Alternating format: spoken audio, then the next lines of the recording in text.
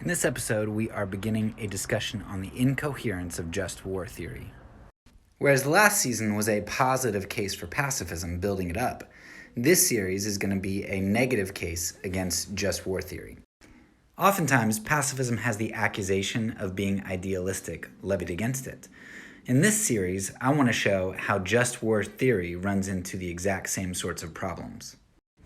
There are a variety of formulations for just war theory over the ages, and there's been quite a bit of development in it as well. But the areas that we're going to be focused on are largely just cause, just authority, last resort, discrimination and proportionality, reasonable success, and just peace. And for this episode, we are just going to focus on the history of just war theory.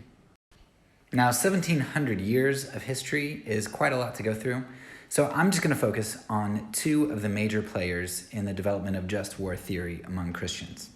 Augustine is the first major popularizer of just war theory, and he comes at a time which is only about 1 or 2 generations after Constantine allowed Christians to have more and more power in the state.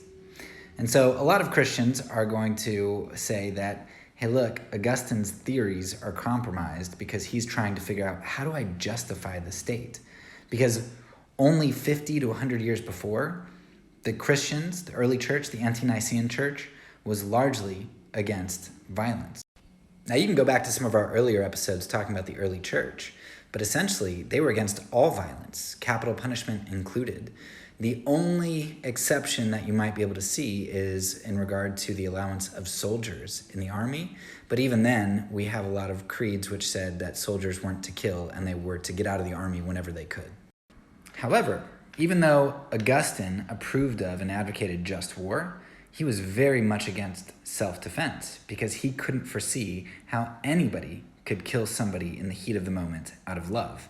One could only kill for the state.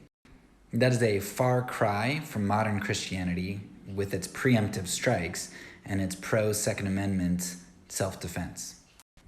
Aquinas advanced the argument of violence in a very important way with his idea of double effects. Aquinas essentially argued that if somebody was attacking and your intent was not to kill, but you did violence to them that ended up killing them, then that wasn't really on you because you weren't trying to kill them. And that's a double effect. Aquinas viewed this kind of like we might view a mother who's pregnant who takes chemotherapy which ends up killing her child. She took the chemotherapy to kill the cancer, not to kill the child, even though the child ended up dying. If you're interested in hearing more and want to know why I disagree with Aquinas, check out the full episode.